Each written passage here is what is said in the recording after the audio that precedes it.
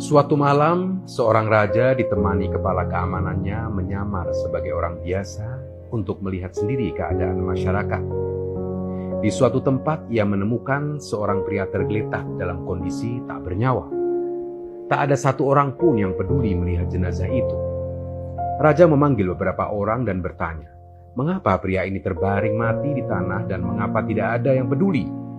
Di mana keluarganya? Mereka menjawab, dia hanya seorang pemabuk dan pezina. Bukankah dia juga umat Rasulullah? Sekarang bantu aku membawanya ke rumahnya, ucap raja dengan nada marah. Akhirnya ia bersama beberapa orang membawa mayat almarhum ke rumahnya. Begitu sampai, semua orang langsung pergi. Tetapi raja dan pembantunya tetap berada di sana. Ketika istri pria itu melihat mayat suaminya, ia menangis lalu berkata, semoga Allah merahmatimu, wahai sahabat Allah. Aku bersaksi bahwa kamu termasuk orang-orang yang soleh. Raja heran mendengar ucapan itu. Bagaimana dia termasuk orang yang saleh? Padahal orang-orang mengatakan ini dan itu tentang dia. Bahkan tidak ada seorang pun yang mempedulikan dia setelah kematiannya, ucapnya. Sang istri menjawab, itulah yang kuharapkan. Suamiku pergi ke kedai minuman setiap malam dan membeli anggur sebanyak yang dia bisa.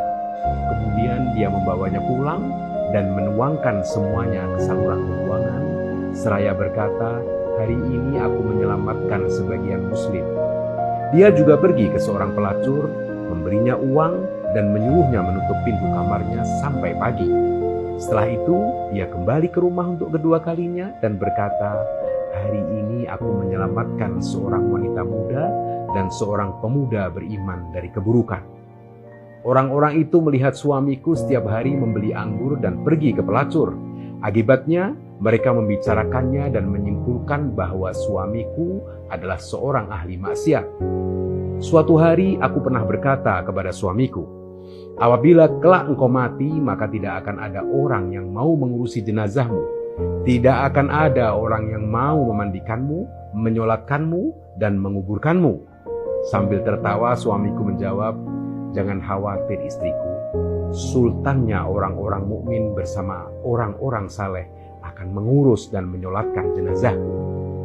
Mendengar itu, raja tak bisa menahan tangis. Dia berkata, demi Allah, dia telah mengatakan yang sebenarnya, karena aku adalah raja yang ia maksudkan.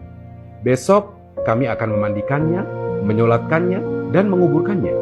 Raja itu adalah Sultan Murad, seorang sultan yang pernah memimpin dinasti Utsmaniyah.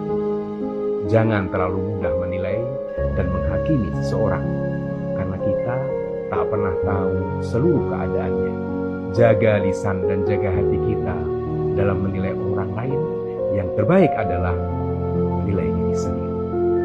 Mari syukuri, karena hidup adalah anugerah.